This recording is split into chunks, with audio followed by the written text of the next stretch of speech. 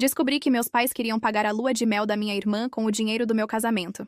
Minha mãe começou a falar sobre maturidade financeira, bem no meio de uma degustação de bolo. E eu me lembro de estar sentada ali, com um garfinho na mão, pensando: caramba, essa mulher consegue mesmo transformar cobertura de creme em sermão. A confeitaria era um daqueles lugares que se esforçam muito para parecerem simples, enquanto cobram preços de um aluguel por um pouco de glacê. E meu noivo ficava me dando aquele olhar de soslaio, tipo: a gente vai fazer isso agora mesmo? Pelo visto, sim. Minha mãe sorriu para a moça atrás do balcão. Esperou ela se afastar e disse que casais que queriam um futuro estável não jogavam dinheiro fora tentando impressionar os outros. Meu pai assentiu como se ela tivesse acabado de dar uma palestra motivacional. Minha irmã, que tinha ido só para ajudar, de repente ficou super interessada na tampa do café dela. O que me deixou maluca nem foi o comentário em si. Minha mãe sempre teve um jeito de dizer coisas insultuosas em um tom que fazia você parecer dramática se reagisse. Foi o momento. Minha irmã tinha se casado 2 meses antes em uma cerimônia tão cara que eu ainda não sei como eles justificaram aquilo sem pegar fogo de tanta hipocrisia. Tinha flores penduradas no teto, tecidos importados, um trio de cordas ridículo tocando versões de músicas que ninguém na nossa família jamais ouviu por vontade própria, e uma mesa de sobremesas que parecia uma exposição de museu sobre o açúcar. Meus pais pagaram tudo, com alegria, fazendo questão de mostrar. Eles praticamente brilhavam enquanto assinavam os cheques. Enquanto isso, eu e meu noivo estávamos planejando algo legal, mas normal. Nós dois trabalhávamos em tempo integral. Tínhamos aluguel, empréstimos estudantis, o conserto do carro dele que sempre virava outro conserto, e o tipo de conta de mercado que faz você ficar parado no corredor segurando um iogurte como se estivesse negociando em uma situação com reféns. A gente queria um casamento bom, não uma coroação real. Mesmo assim, toda vez que meus pais se envolviam, de repente surgia todo esse papo sobre ser prático, cortar gastos, pensar a longo prazo, não ser fútil. Engraçado como a preocupação com o futuro só aparecia quando chegava a minha vez. Eu tentei não tirar conclusões precipitadas. Tentei mesmo. Disse a mim mesma que talvez eles estivessem só mais estressados agora. Talvez meu pai estivesse com algum problema no trabalho. Talvez minha mãe tivesse olhado para a poupança deles e entrado em pânico. Talvez eu estivesse sendo sensível porque crescer na minha família te treina para ouvir o insulto antes mesmo da frase terminar. Meu noivo disse que achava que a coisa toda estava cheirando estranho, que era o jeito educado de ele dizer que minha família estava tramando algo, mas eu ainda não estava pronta para ouvir aquilo. Existe um tipo específico de humilhação em perceber que as pessoas que deveriam te amar estão aplicando o mesmo golpe em você há anos, e você ainda fica tentando dar outro nome para isso. Na degustação, minha mãe continuou falando sobre como casais espertos começam o casamento com disciplina, como não era o dia que importava, mas a vida depois dele, como qualquer pessoa madura entenderia isso. Eu só fiquei ali sentada balançando a cabeça, porque se eu abrisse a boca cedo demais, ia dizer: isso é incrível, porque quando a minha irmã quis uma escultura de gelo de 1,80 m com as iniciais dela, ninguém virou guru das finanças do nada. Meu pai começou a perguntar se a gente precisava mesmo de open bar. Minha irmã fez uma carinha como se não quisesse estar ali, o que, honestamente, me irritou mais do que se ela tivesse entrado no coro. Ela adorava ser a exceção. Só preferia aproveitar isso de mãos limpas. Quando voltamos para o nosso apartamento naquela noite, eu chutei meus sapatos com tanta força que um deles bateu na parede e meu noivo disse: beleza, então já passamos da fase de fingir que aquilo foi normal. Eu ri, mas soou amargo. Disse a ele que sabia que os comentários eram injustos, só não sabia ainda se eram injustos do jeito comum da família ou injustos de um jeito novo e mais criativo. Ele perguntou qual era a diferença. Eu disse que a versão comum machucava meus sentimentos. A versão criativa ia me custar dinheiro. Alguns dias depois, passei na casa dos meus pais depois do trabalho, porque minha mãe tinha me mandado uma daquelas mensagens que pareciam casuais, mas que ainda assim pareciam uma intimação. Passa aqui se tiver um tempo. Sem emoji. Sem ponto de exclamação. Bem estilo esposa de mafioso. Quase não fui. Mas minha lavanderia era perto, e uma parte de mim ainda acreditava que cada interação familiar desagradável poderia, eventualmente, revelar uma explicação plausível. Essa minha parte estava precisando de um hobby. Minha irmã já estava lá, embora não estivesse lá fisicamente por muito tempo. Ela estava no viva voz de onde quer que estivesse fazendo as unhas, o cabelo ou a vida, porque ela sempre conseguia parecer que estava relaxada durante qualquer crise. Eu a ouvi antes mesmo de entrar totalmente na cozinha. Ela estava falando sobre a lua de mel que ela e o marido queriam. Um pacote de resort absurdo com jantares privativos, piscina particular e toda aquela linguagem que sites de viagem usam quando querem te cobrar a mais por paredes. Minha mãe disse: "A gente vai dar um jeito, não se estresse." Meu pai disse que eles iam remanejar algumas coisas. Minha irmã suspirou como uma princesa sendo informada sobre racionamento em tempo de guerra. Eu congelei ali mesmo na porta, com a bolsa ainda no ombro, porque de repente cada sermão estranho que eu tinha recebido no último mês se encaixou com tanta perfeição que me deu um pouco de enjoo. Minha mãe disse que minha irmã merecia um começo lindo depois da pressão de planejar um casamento tão grande. Meu pai disse que fazia sentido apertar as coisas em outras áreas por enquanto. Outras áreas. Era eu. Eu era as outras áreas. Ninguém me notou de início. Eles estavam ocupados demais resolvendo a necessidade extremamente urgente da minha irmã de tomar banhos de espuma em outro país. Então minha mãe se virou, me viu parada ali, e o rosto dela mudou inteiro por meio segundo. Foi rápido, mas eu peguei. Não foi culpa exatamente. Foi mais como uma irritação por eu ter chegado antes que ela pudesse esconder a prataria. Ela encerrou a ligação rápido demais. Perguntou se eu queria café e começou a se mexer pela cozinha com aquela energia frenética que as pessoas ficam quando são pegas e esperam que o movimento substitua a explicação. Eu disse que não, me sentei e me forcei a agir normalmente. Aquilo exigiu mais energia do que ir à academia jamais exigiu. Minha mãe começou a falar sobre cores de guardanapo. Meu pai perguntou como estava o trabalho. Eu respondi como um refém lendo falas aprovadas. Cada frase no meu corpo estava tentando cavar seu caminho para fora. Mas eu queria ter certeza. Eu precisava que eles continuassem falando. Quando as pessoas pensam que você não sabe de algo, elas ficam relaxadas. Minha mãe mencionou orçamentos de novo. Meu pai disse que casamentos eram armadilhas emocionais para pessoas que precisavam impressionar os outros. Eu só balancei a cabeça e disse que talvez eles estivessem certos. Isso pareceu relaxá-los, o que foi honestamente insultuoso em um nível espiritual. No caminho para casa, tive que encostar no estacionamento de um mercado porque fiquei com tanta raiva que minhas mãos estavam tremendo. E não era um tremor dramático, tipo de filme. Era aquele tipo feio da vida real, onde você aperta o volante com força demais e começa a reprisar memórias antigas que achava que estavam enterradas. Meu vestido do baile da 8ª série que não cabia no orçamento, depois que minha irmã ganhou aparelho nos dentes e um notebook no mesmo mês. A visita às faculdades que eles pularam para mim porque a gasolina estava curta, logo antes de pagarem um intercâmbio de verão para a minha irmã em outro país. O jeito como cada sacrifício nessa família tinha, de alguma forma, caído no meu lado da mesa, e cada luxo tinha ido parar no dela, como se tivesse pernas. Quando cheguei em casa, meu noivo deu uma olhada na minha cara e tirou o som da televisão. Contei tudo a ele, incluindo as frases exatas, incluindo a frasezinha nojenta outras áreas, e pela primeira vez, ele não fez aquela coisa cuidadosa de tentar não criticar minha família diretamente demais. Ele apenas disse: "Então eles estão reduzindo o seu casamento para bancar a lua de mel da sua irmã." Ouvir isso com tanta clareza fez algo em mim se acalmar. Não porque doeu menos, mas porque a confusão finalmente fez as malas e foi embora. O que sobrou foi raiva. Uma raiva limpa e útil, do tipo que vem com uma prancheta na mão. Dormi talvez umas 3 horas naquela noite.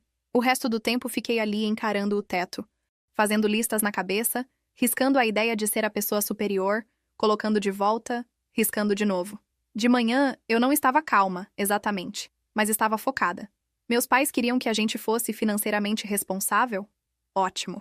Eu estava prestes a me tornar a noiva mais financeiramente responsável do país.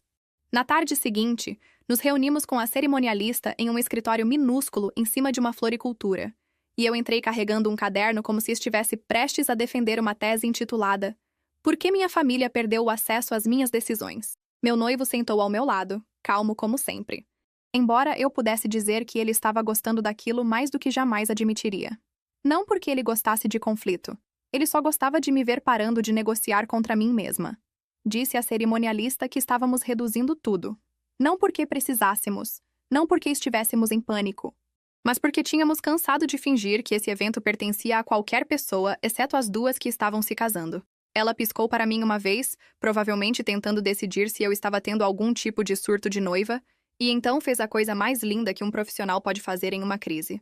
Foi prática. Ela puxou os contratos, perguntou quais itens importavam para nós e começou a destacar o que poderia ser cortado sem mandar tudo para os ares. Acabou que uma quantidade chocante do nosso casamento tinha sido projetada para satisfazer as opiniões dos meus pais. O salão maior que minha mãe amava porque ia render fotos ótimas.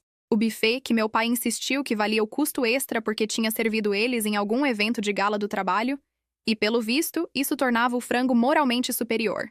A lista de convidados inchada com parentes que eu não via há anos, e amigos da família que existiam basicamente para aplaudir o bom gosto da minha mãe.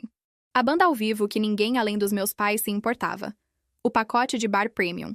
As cestas de boas-vindas elaboradas para convidados de fora, sendo que eu suspeitava fortemente que muitos deles iam criticar os lanchinhos do presente enquanto os levavam para casa de qualquer jeito. Assim que começamos a enxugar as coisas, o casamento ficou melhor quase que instantaneamente. Lugar menor, clima mais acolhedor, menos dinheiro, menu diferente, ainda bom, ninguém morre, um DJ em vez de uma banda, cerveja, vinho, um drink exclusivo, e os adultos teriam que sobreviver a essa aprovação de algum jeito. Cortamos as cestas de boas-vindas. Cortamos o transporte de luxo que minha mãe queria para manter as aparências. Cortamos toda uma instalação floral que eu nem tinha gostado e só tinha aceitado porque minha mãe disse que todo casamento de verdade precisava de um ponto focal. Disse à cerimonialista que meu novo ponto focal seria pagar minhas próprias contas. Depois atacamos a lista de convidados. Aquela parte pareceu quase sagrada. Cada pessoa que meus pais tinham empurrado pela harmonia da família. Cada primo que só lembrava da minha existência quando tinha comida envolvida. Cada contato comercial do meu pai. Cada mulher que minha mãe chamava de praticamente da família. Mesmo que eu nunca tivesse ligado para ela em uma crise, fora. Meu noivo tentava não sorrir enquanto eu dava os nomes, mas existe um limite para a dignidade que um homem consegue manter enquanto assiste a sua futura esposa podar ressentimentos com uma caneta vermelha. Reduzimos aquela lista para as pessoas que realmente queríamos. Ficou menor, sim, mas parecia que dava para respirar. Quando a cerimonialista perguntou sobre o pagamento, eu disse de forma bem clara que eu e meu noivo pagaríamos o casamento sozinhos daqui para frente. Todas as decisões restantes passariam por nós. Sem aprovações externas. Sem confirmar com a minha mãe. Sem ligações do meu pai fingindo fazer perguntas enquanto tentava vetar escolhas silenciosamente. A cerimonialista, que já tinha presenciado disputas de poder familiares o suficiente para ganhar um diploma em diplomacia, assentiu como se estivesse esperando a gente dizer aquilo. Na saída, meu noivo perguntou se eu tinha certeza de que queria ir tão rápido. Não porque ele discordasse. Ele só me conhece bem o suficiente para entender que, quando eu me sinto ferida, posso me tornar decisiva de um jeito que parece um pouco com um incêndio criminoso visto de longe. Disse a ele que tinha certeza. Meus pais passaram a vida inteira me treinando para aceitar menos enquanto sorria por causa disso. Eu não ia fazer isso no meu próprio casamento, nem por mais um minuto. Naquela noite, escrevi o e-mail. Educado, organizado, impossível de interpretar errado, a menos que você estivesse profundamente comprometido com a desonestidade. Agradeci aos meus pais por nos incentivarem a pensar de forma mais responsável sobre o nosso futuro financeiro. Expliquei que, inspirados pelo conselho deles, ajustamos o casamento para caber nas nossas prioridades reais e no nosso orçamento. Listei a mudança de local, as mudanças de fornecedores, a lista de convidados reduzida, os planos de recepção simplificados e o fato de que eu e meu noivo estaríamos bancando o evento sozinhos a partir daquele momento. Cheguei a dizer que apreciava a preocupação deles e esperava que entendessem nossa decisão de manter o dia focado no que mais importava para nós. Eu estava tão calma enquanto escrevia que quase me assustei. Então apertei enviar e fiquei ali sentada com o celular na mesa entre nós. Meu noivo perguntou: "Quanto tempo você acha?" Eu disse: "Menos de 10 minutos." Minha mãe ligou em 7. Ela não começou com um oi. Começou com: "O que exatamente você achou que estava fazendo?" O que foi eficiente, embora não muito amoroso. Coloquei no viva voz porque meu noivo odeia quando eu mantenho o caos da minha família pressionado contra um ouvido só, como se fosse um tipo de automutilação privada. Minha mãe disse que estava pega de surpresa, envergonhada, ferida, confusa, insultada e, de alguma forma, ainda era a vítima de uma decisão que afetava o meu casamento mais do que o dela. Ela perguntou por que eu faria mudanças tão drásticas sem discutir como uma adulta. Essa parte quase me fez rir, porque pelo visto ser adulta significa pedir permissão antes de se recusar a ser controlada. Disse a ela que tinha discutido as preocupações de orçamento com ela repetidamente, e tinha ouvido a mesma mensagem toda vez. Seja sensata, pense a longo prazo, pare de tentar fazer o casamento maior do que ele precisava ser. Então eu levei esse conselho a sério. Reduzimos os custos. Simplificamos.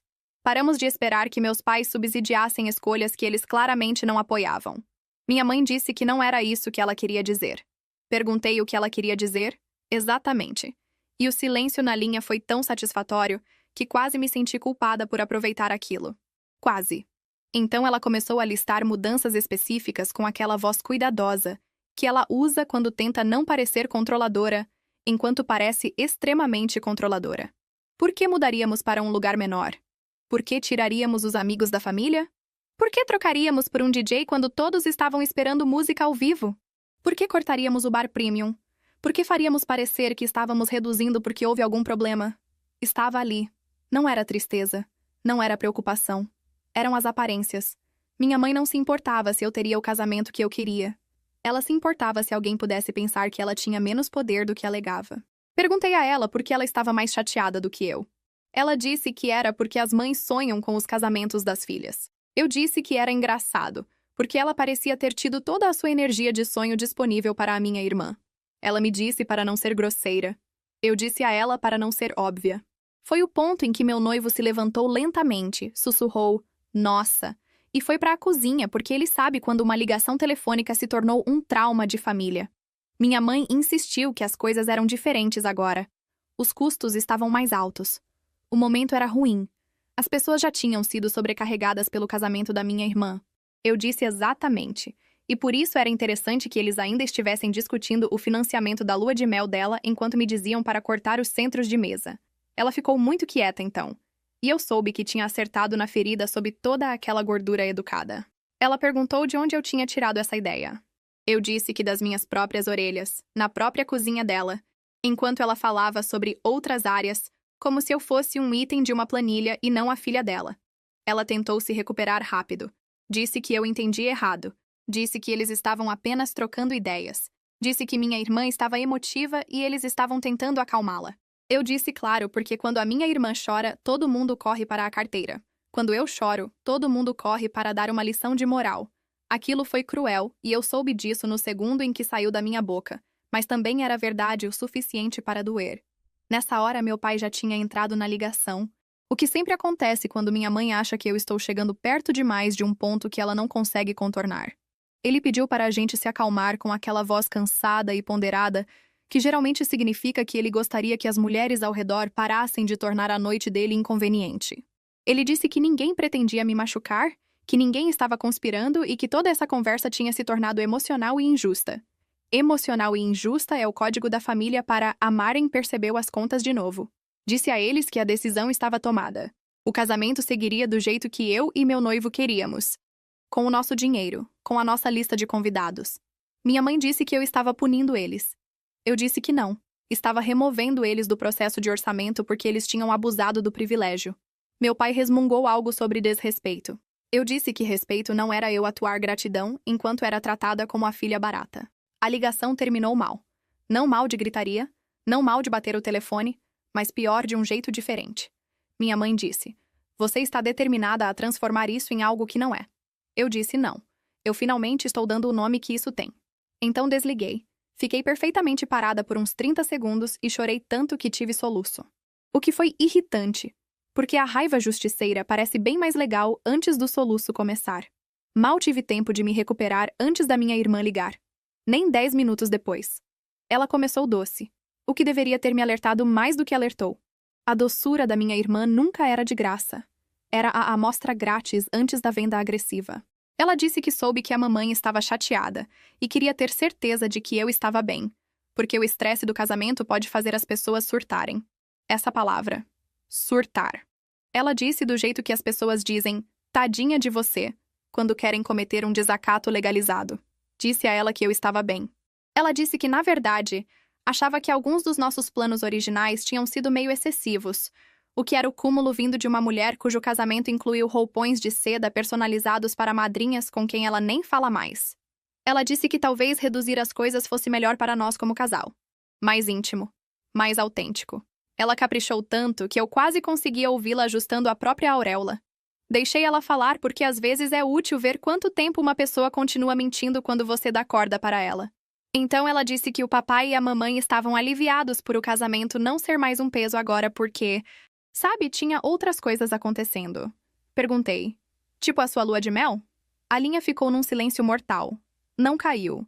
Ficou em silêncio daquele jeito ofendido que pessoas culpadas ficam quando percebem que o roteiro sumiu. Ela perguntou o que eu queria dizer. Eu disse que queria dizer o pacote do resort, os jantares privativos, o remanejamento das coisas, as outras áreas. Houve um suspiro minúsculo. E foi isso. Caso encerrado. O tom dela mudou completamente. A preocupação suave sumiu. Apareceu a coisa real. Ela perguntou por que eu estava ouvindo a conversa atrás da porta na casa dos nossos pais. Eu disse que estava na cozinha da casa onde cresci, não agachada em um duto de ventilação. Ela me disse que eu estava distorcendo uma conversa que não tinha nada a ver comigo. Eu cheguei a rir disso, o que admito que não ajudou muito. Eu disse que um plano para reduzir o meu casamento para que eles pudessem pagar a viagem de luxo dela tinha tudo a ver comigo. Na verdade, ela disse que eu estava sendo nojenta. Eu disse que nojento era me pedir para moldar o meu casamento em torno da lua de mel dela, para que nossos pais pudessem salvar as aparências. Ela disse que eu era egoísta. Eu disse que absolutamente sim.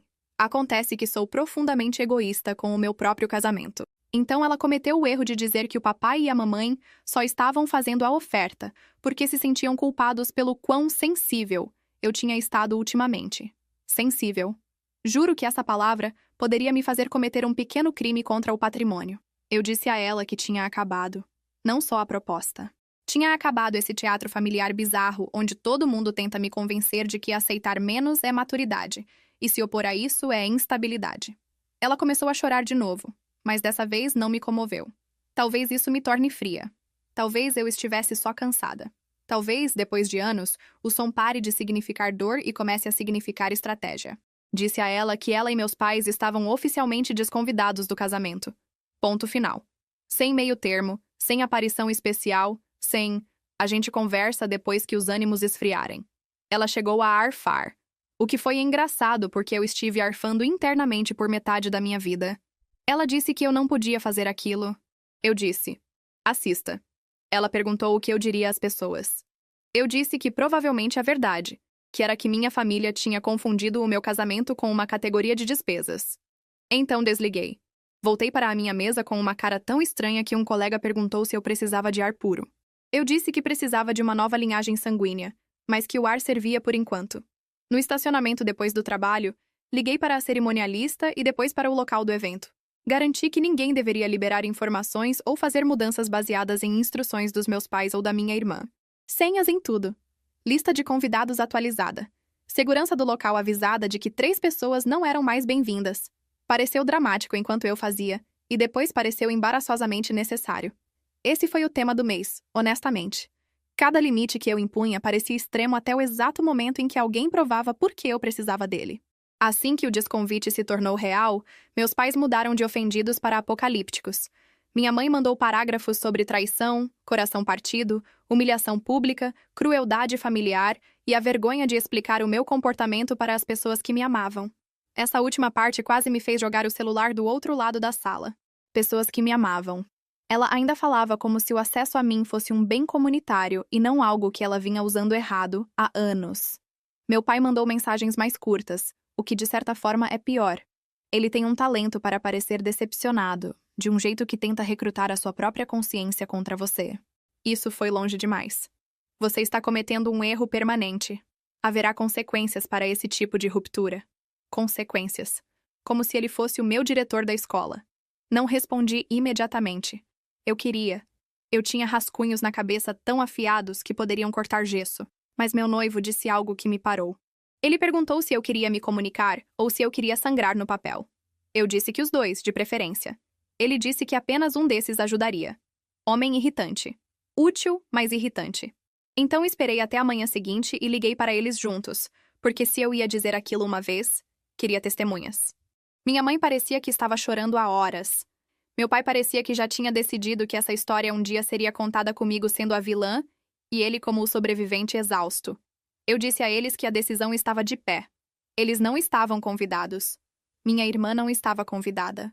Eu não estava interessada em discutir alternativas, desculpas que culpassem a minha reação ou novas explicações que ainda assim evitassem a verdade básica. Minha mãe começou a dizer que eles sempre me apoiaram. Eu a cortei e perguntei se ela genuinamente esperava que eu acreditasse que combinar o meu casamento com o plano da lua de mel da minha irmã era qualquer coisa além de um favoritismo grotesco. Meu pai disse que eu estava fixada em uma ideia ruim e destruindo anos de família por causa disso.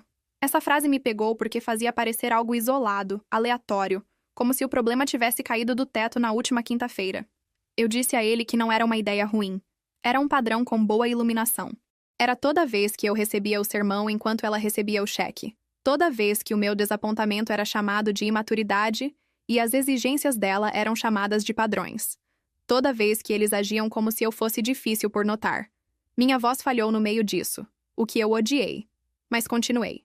Eu disse que cansei de aparecer para ser gerenciada. Minha mãe perguntou com aquela vozinha ferida se eu realmente queria me casar sem os meus pais lá. E eu juro, essa pergunta quebrou algo dentro de mim porque a resposta honesta era não. Claro que não. Eu queria pais normais. Eu queria uma mãe que aparecesse para me ajudar a escolher um vestido sem me fazer sentir que a minha alegria precisava da aprovação de um comitê. Eu queria um pai que se importasse mais com o que eu sentia do que com como a recepção ia parecer. Eu queria todas as coisas idiotas e básicas que as pessoas reclamam e depois sentem falta. Mas querer e ter não eram a mesma coisa. E eu estava cansada de fingir que a esperança poderia substituir a realidade. Então eu disse, eu quero me casar sem ser usada. Silêncio. Um silêncio denso e feio. Minha mãe começou a chorar mais forte.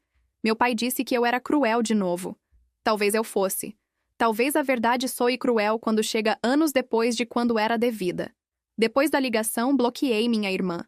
Depois bloqueei minha mãe por um dia inteiro porque eu precisava de um dia em que meu celular não parecesse um objeto assombrado. Não bloqueei meu pai ainda. O que, olhando para trás, foi eu deixando uma janela emocional aberta para a tempestade. Passei aquele fim de semana fazendo coisas normais de propósito. Lavar roupa. Ir ao mercado. Devolver um par de sapatos que comprei por impulso na internet à 1 da manhã. Sentar no chão com meu noivo enquanto organizávamos os cartões das mesas. Tinha algo de quase absurdo em dobrar meias enquanto a sua família implode, mas acho que esse absurdo me salvou. Me lembrou que a vida continua pedindo pequenas coisas práticas, mesmo quando as suas emoções estão convencidas de que o mundo rachou ao meio. Tarde na noite de domingo, meu pai mandou mais uma mensagem. Você pode estar com raiva agora, mas um dia você vai entender o que a gente estava tentando fazer. Fiquei olhando para aquilo por muito tempo. Então digitei de volta. Eu entendo exatamente o que vocês estavam tentando fazer. Esse é o problema. Depois disso, bloqueei ele também. A coisa estranha sobre cortar a sua família antes do seu casamento é que a logística é mais fácil do que o luto. A logística é irritante, claro, mas pode ser resolvida com listas. Remover nomes, atualizar números do buffet, reimprimir cartões de lugar, avisar a cerimonialista, avisar o local, avisar a amiga que deveria buscar meus pais no hotel que ela agora pode aproveitar uma hora extra de paz e provavelmente um doce. Essas são tarefas. Tarefas são bondosas. Tarefas terminam. O luto é mais bagunçado. O luto se senta ao seu lado enquanto você está experimentando o ajuste do seu vestido e sussurra. Essa é a parte em que a sua mãe deveria chorar e dizer que você está linda. O luto aparece quando a sua futura sogra pergunta se você quer ajuda com as sacolas de boas-vindas e você de repente precisa fingir um acesso de tosse porque a gentileza vinda da direção errada pode parecer como ser esfaqueada gentilmente. Luto é perceber que você não está lamentando o relacionamento que tinha. Você está lamentando aquele que ficava ensaiando na cabeça. Aquele em que, eventualmente, seus pais te veriam com clareza. Se você apenas os amasse o suficiente, e ficasse calma o suficiente, e conquistasse o suficiente, e perdoasse o suficiente. Meu noivo foi firme em tudo. O que parece doce e é doce, mas também foi irritante em alguns momentos porque pessoas firmes fazem o seu caos parecer mais barulhento por comparação. Ele se sentava no sofá e ouvia enquanto eu circulava as mesmas 10 memórias como um aeroporto emocional. Ele nunca me disse para me reconciliar pelo bem do casamento. Nem uma vez. Ele disse que se eu quisesse rever a decisão depois, isso deveria vir da paz, não da culpa. E definitivamente não porque minha família tinha encontrado um novo jeito de encenar sofrimento. Ele disse que o casamento deveria parecer seguro. Uma palavra tão simples, seguro. Percebi que nunca tinha esperado isso de eventos familiares. Só sobrevivência, talvez alguns elogios e, com sorte, sem lágrimas num banheiro. Meus padrões estavam abaixo do chão. O trabalho ficou estranho também, porque pelo visto se a sua vida pessoal está derretendo, as planilhas ainda querem números e os clientes ainda querem respostas, e o seu chefe ainda quer as coisas feitas antes do almoço. Numa tarde, tive que me retirar para o almoxarifado, porque a amiga da minha mãe me deixou um recado na caixa postal dizendo que a minha mãe não estava dormindo, e que talvez eu devesse pensar se estar certa valia aquilo. Sentei numa caixa de papel de impressora e ri tanto que quase me assustei. Como se o sono da minha mãe sempre tivesse sido responsabilidade minha. Como se estar certa fosse algum luxo extra que eu escolhi por diversão. Nessa época, minha irmã deu um jeito de burlar o bloqueio me mandando um e-mail de um endereço que eu tinha esquecido que existia. A mensagem era longa, emocional e, ainda assim, inteiramente sobre ela. Ela disse que as minhas ações a colocaram em uma posição impossível com nossos pais. Disse que o marido dela se sentia desconfortável sendo envolvido em tensões familiares. Disse que nunca tinha pedido tratamento especial, o que era uma mentira incrível considerando que ela o aceitou a vida inteira como se fosse serviço de quarto. Então ela adicionou a frase que me disse tudo o que eu precisava saber. Não acredito que você transformaria meus primeiros meses de casada no seu ressentimento. No seu ressentimento. Não no plano. Não no favoritismo. Apenas na minha reação desagradável a isso. Clássico. Não respondi.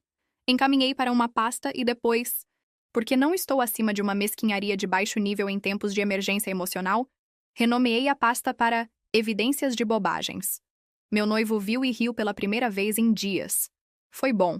Não porque algo estivesse resolvido, mas porque o humor é uma das poucas coisas que pode sentar na mesma sala que a humilhação sem torná-la maior.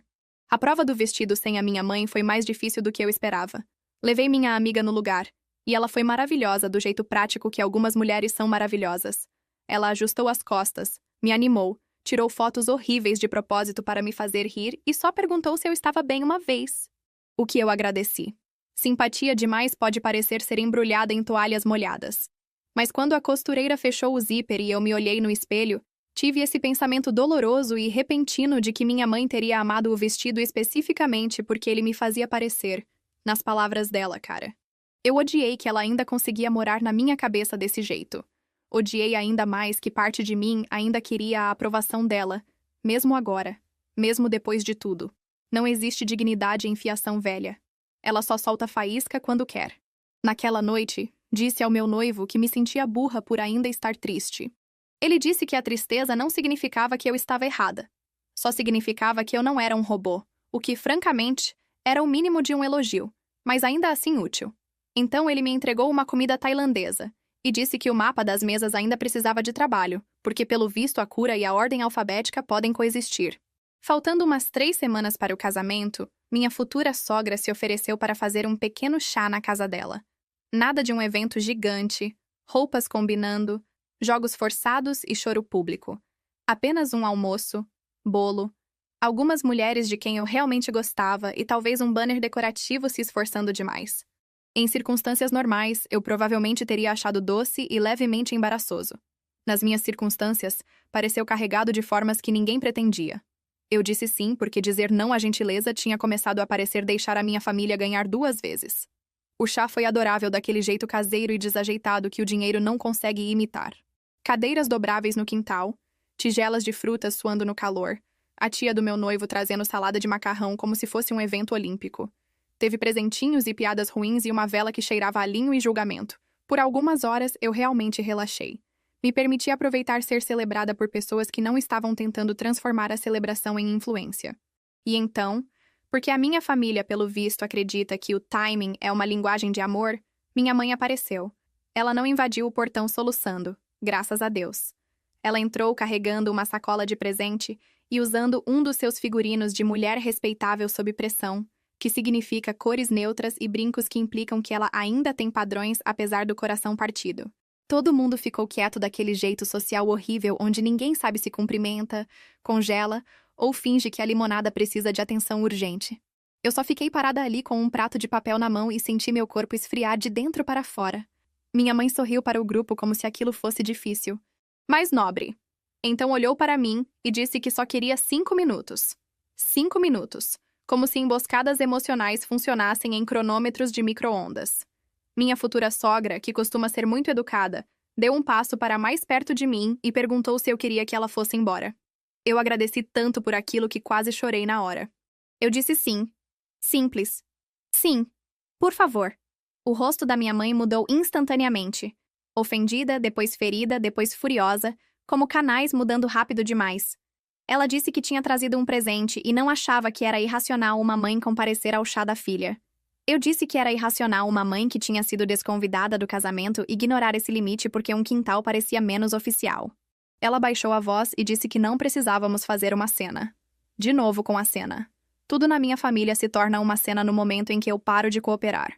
Eu disse a ela que ir embora evitaria uma. Ficar criaria uma. Essas eram as opções disponíveis. Então ela fez a coisa que eu mais temia. Começou a chorar na frente de todo mundo. Não era um choro alto. Era um choro controlado, trêmulo, elegante. Do tipo feito para ter testemunhas. Ela disse que não sabia o que tinha acontecido comigo e que ela só tinha tentado me ajudar a construir uma vida linda. Eu disse: Mãe, aqui não.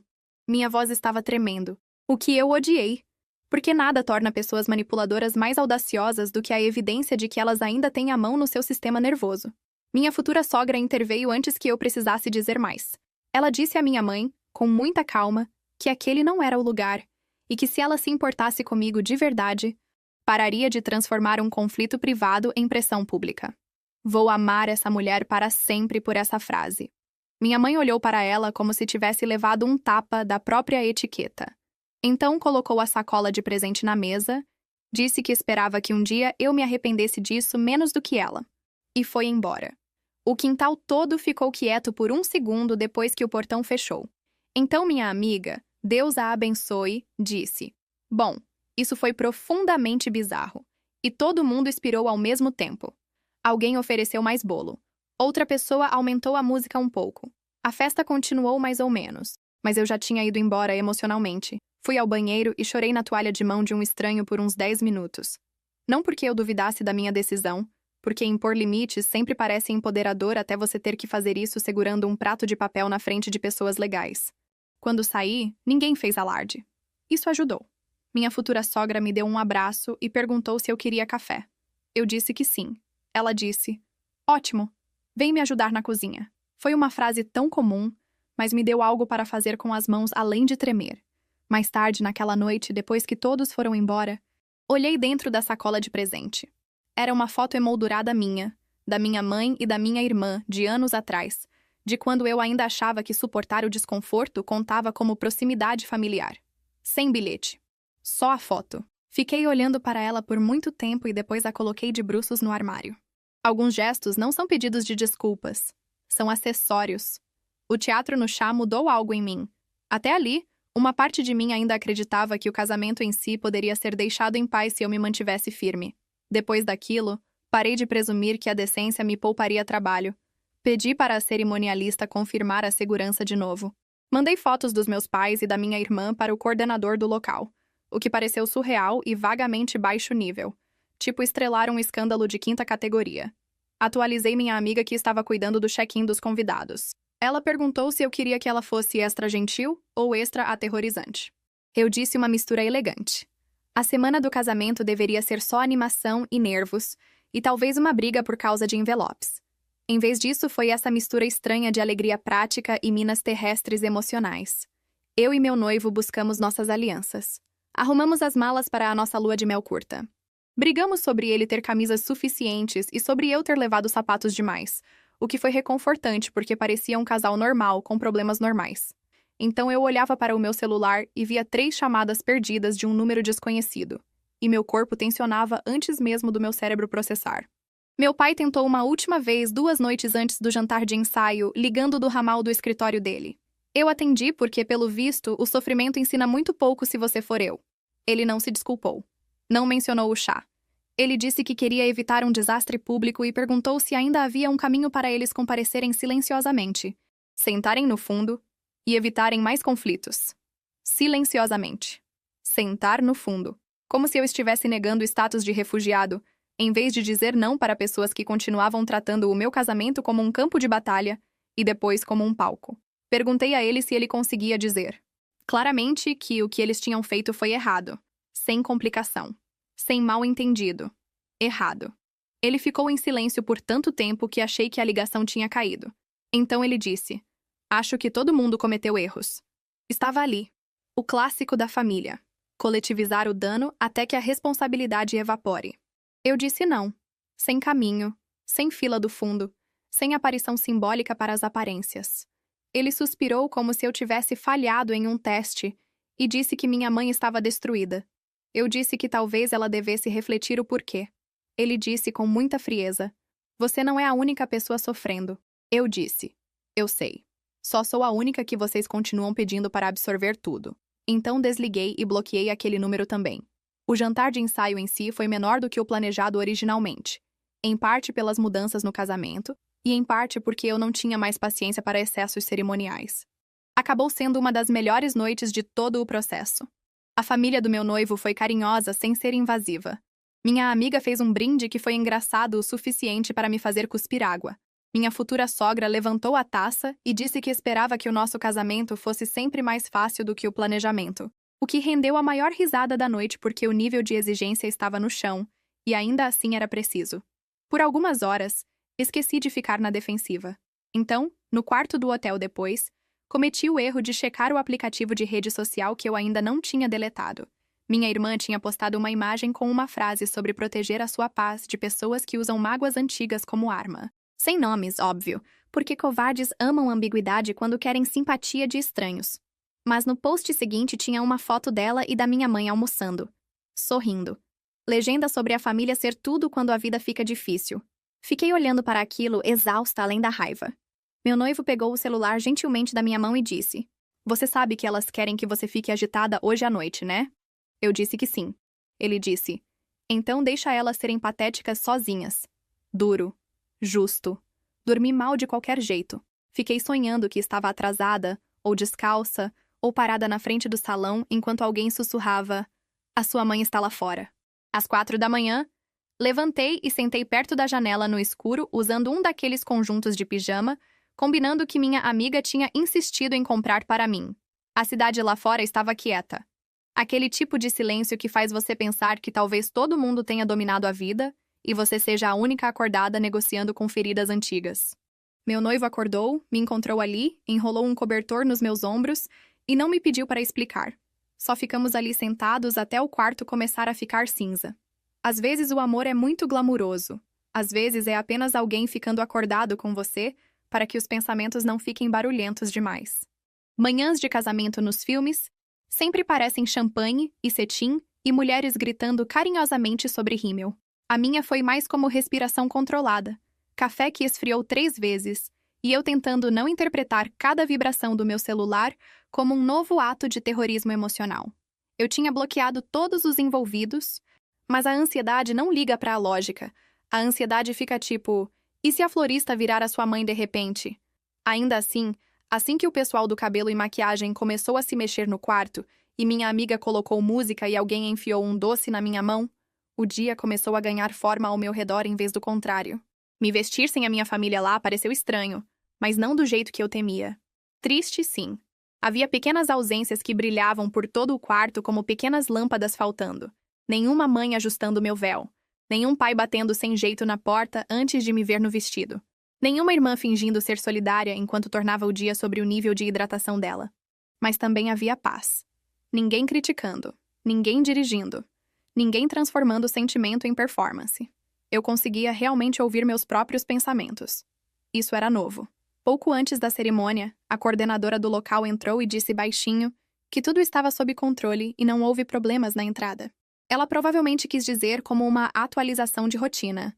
Quase abracei ela por isso. Percebi então com quanta força eu estava segurando a possibilidade de uma interrupção, como se parte de mim ainda esperasse que minha família entrasse correndo e exigisse uma revisão final. Quando isso não aconteceu, meu corpo relaxou de uma vez e eu tive que sentar porque o alívio pode bater quase como o luto. Caminhar até o altar foi mais difícil e mais fácil do que eu esperava. Mais difícil porque não tem um jeito elegante de não notar quem não está lá. Mais fácil porque as pessoas que estavam lá realmente me queriam bem. Minha amiga me acompanhou, o que começou como um ajuste prático e acabou parecendo perfeito. Ela apertou minha mão logo antes de darmos o primeiro passo e sussurrou: Ninguém aqui vai estragar isso. Eu acreditei nela. Talvez pela primeira vez no mês inteiro, Eu acreditei plenamente que algo bom tinha permissão para continuar sendo bom. Meu noivo parecia acabado quando me viu, do melhor jeito possível. Não acabado estilo revista de noiva. Acabado de verdade.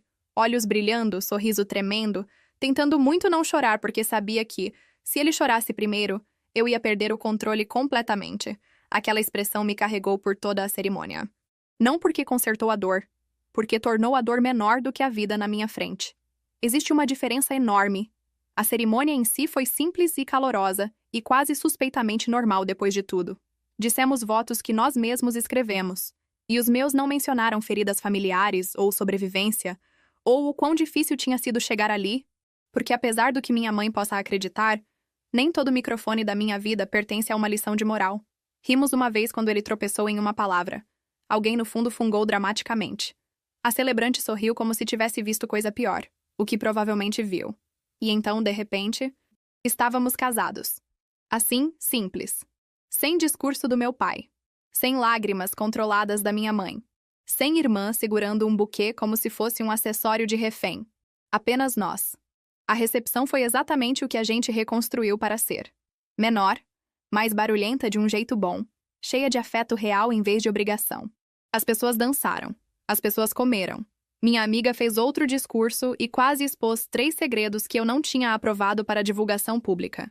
Eu e meu novo marido realmente tivemos tempo de falar com as pessoas, em vez de sermos arrastados por algum circuito interminável de performance. O DJ foi melhor do que a banda teria sido. E espero que isso assombre meus pais o suficiente para ser educativo. Houve um momento, porém, tarde na noite, em que saí para tomar um ar e a tristeza voltou afiada. Eu estava parada na entrada lateral com o meu vestido, segurando meus sapatos porque meus pés tinham desistido da beleza, e me dei conta de que eu tinha conseguido. Eu tinha me casado sem eles. Sem reconciliação dramática, sem um gesto final grandioso.